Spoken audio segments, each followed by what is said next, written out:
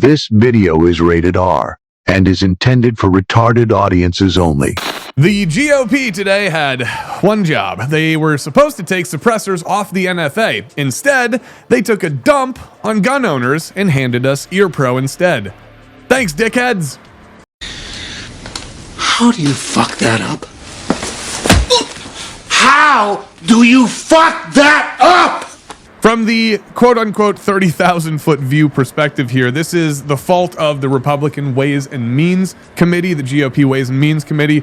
So if you have gripe with this, and you should, take it up with those guys. We're going to be picking on somebody in particular here from Tennessee. Here is Dave Kustoff. He is a representative out of the state of Tennessee, and for years he's been sitting on Congress pretending to be pro-2A. Now, the second that somebody actually brings up something useful, like putting suppressors or taking suppressors off the NFA, well, he folds up faster than a Dollar General lawn chair at a fat fuck family reunion. Here everyone's been screaming for fucking common sense gun laws and retarded America for, I don't know, like 15 years, right? And then all of a sudden now, common sense walks in, kicks the door in, slaps Dave Kustoff across his Botox donor-kissed face, and then he clutches his fucking pearls like he just got proposed open carry at Whole Foods or some shit. What? You were the chosen one! I mean, maybe you weren't really ever the quote-unquote chosen one, but you are absolutely acting like the bad guy here. 100%. Representative Kustoff, on the off chance that this ever reaches your ears, I'm going to take the time to educate you in letter form, a form familiar to politicians, so that you will be able to understand how your voters and the rest of the 2A community think. Greetings from the land of logic, physics, and people who've actually read the Constitution. We hope this letter finds you well, Representative Kustoff.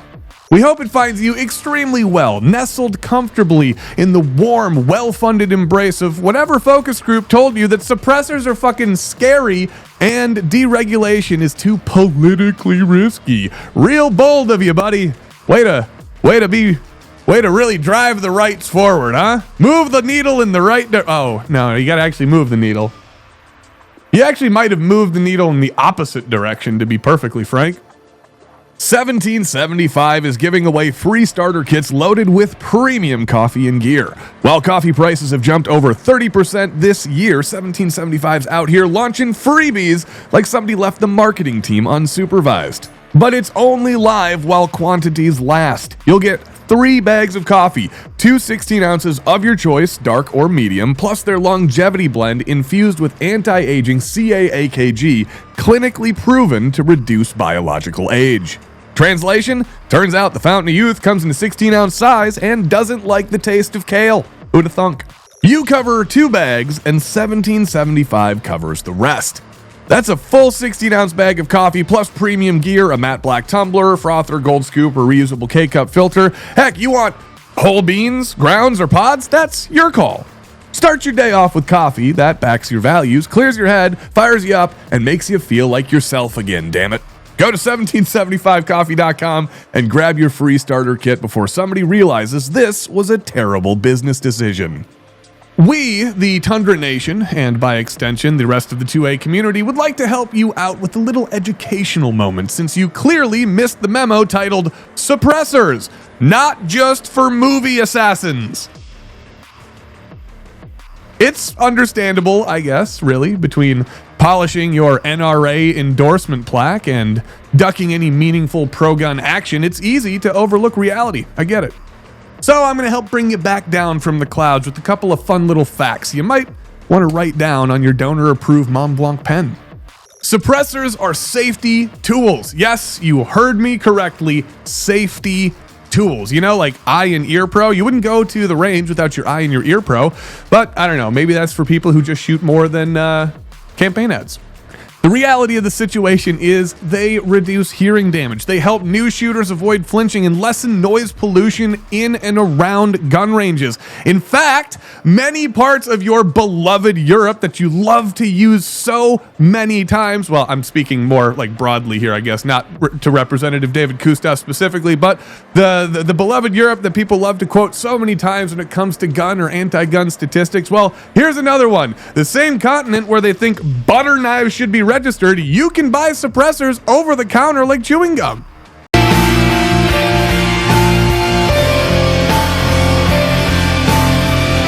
And yet, here in the land of the free, they are treated kind of like nuclear warheads thanks to the National Firearms Act, a relic of 1934, back when gangsters wore fedoras and Congress thought jazz was a gateway drug. It's not habit forming. You can't OD on it. It makes sex even better. You don't want it. I think I kind of want it.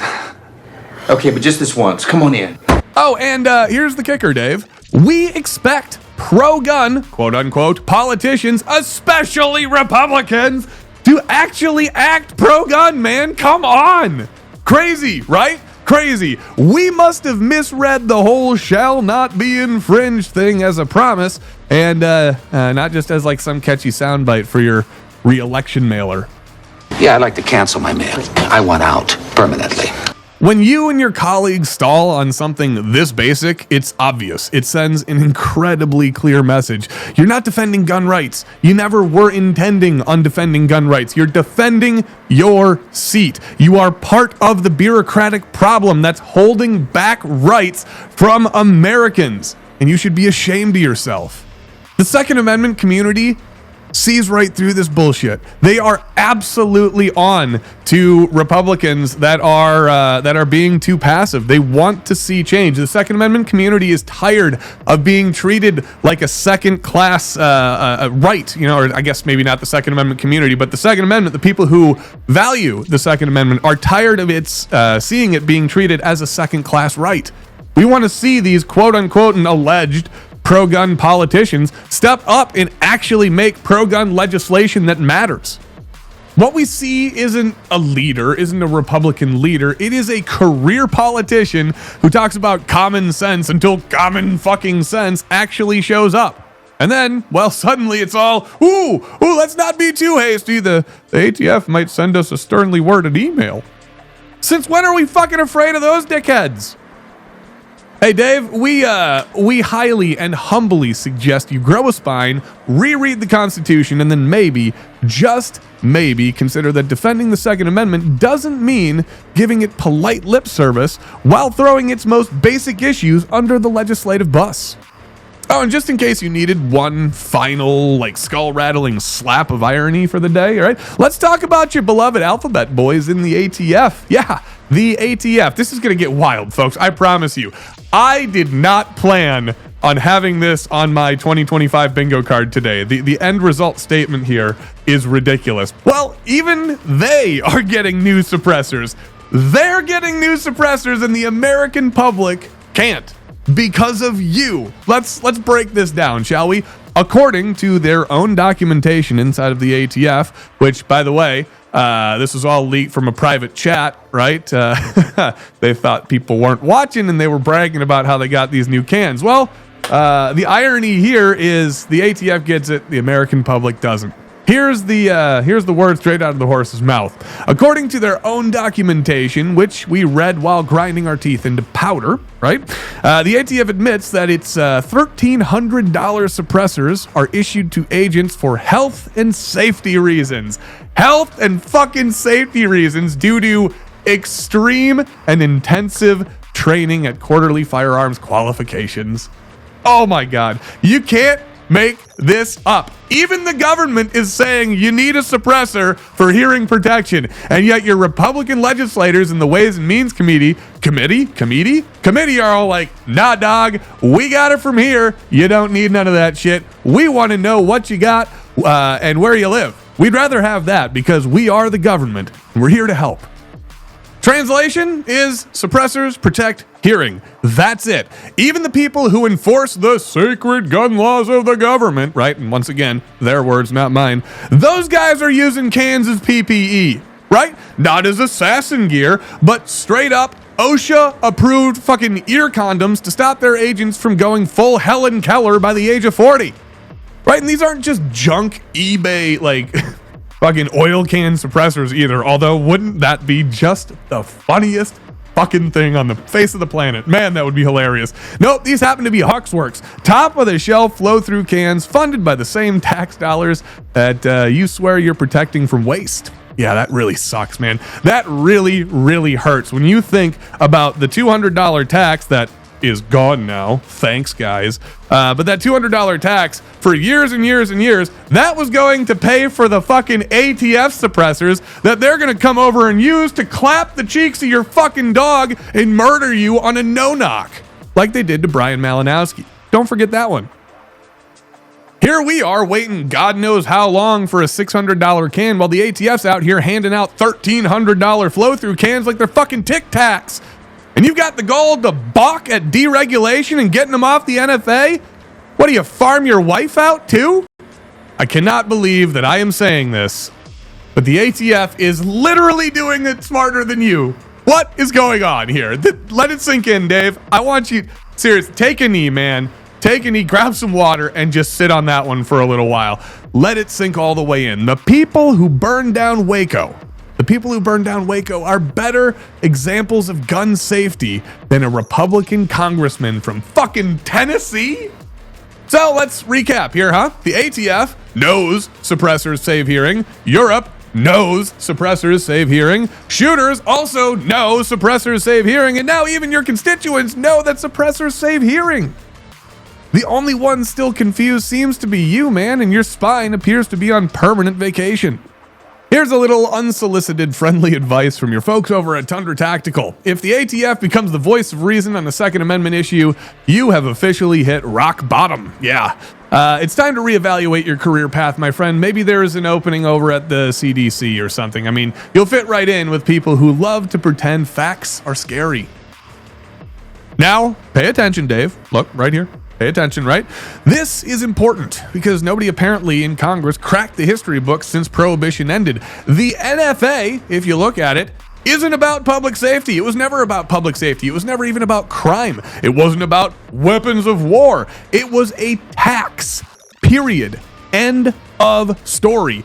It was to price Americans out of their Second Amendment rights. Not regulate, not license responsibly, not keep the streets safe. Their words, not mine. I don't fucking want any of that shit. I don't want my government responsible for any of my personal safety. Just, they say, shut up and pay, and maybe, just maybe, we'll let you keep your stuff. What? A tax so outrageous, so economically punishing that it might as well have come with a side of IRS provided lube and a signed photo of FDR flipping you off.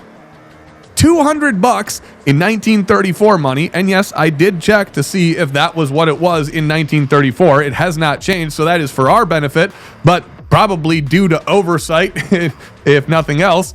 Think about it. In 1934, that's not lunch money, folks. That is $4,700 every time you want to buy a can, a short-barreled rifle, a short-barreled shotgun, whatever. You gotta, I mean, the guns might have been cheap back then, but if you wanted something cool, guy, $4,700 on top of that.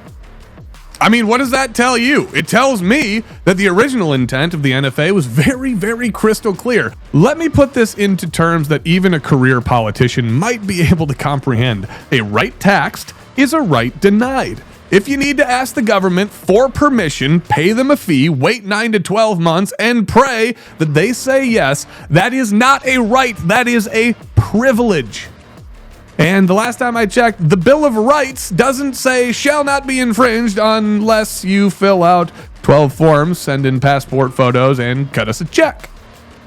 Guys, this is not public policy. This is just a punishment, plain and simple. And the Republicans are keeping it in place. They're dangling the carrot in front of us saying, oh, look, you don't have to pay $200 anymore. And unfortunately, there's a lot of stupid fucking gun owners out there. They're going to be like, hooray, we love you, Republicans. And all the while, they're going to be laughing their asses off at you behind your back. Because they're going to know exactly what you got. You're going to rush out and buy a can, which is fine. Like, don't get me wrong, go do that. But you're going to rush out, you're going to buy a can, and you're going to go willingly register it because now it's $0. Ugh. That is fucking disgusting. Come on. The NFA was built to choke your rights out behind a paywall, and any politician who supports it is either historically fucking illiterate, politically cowardly, or flat out lying to your face. I mean, if you're still writing checks to these ass wagons and calling them Pro 2A, then congratulations. You are their mark. They played you. I forgot, the ATF is still gay and all gun laws are still infringements. Go away, Baton! Oh, I fought back a belch during that one.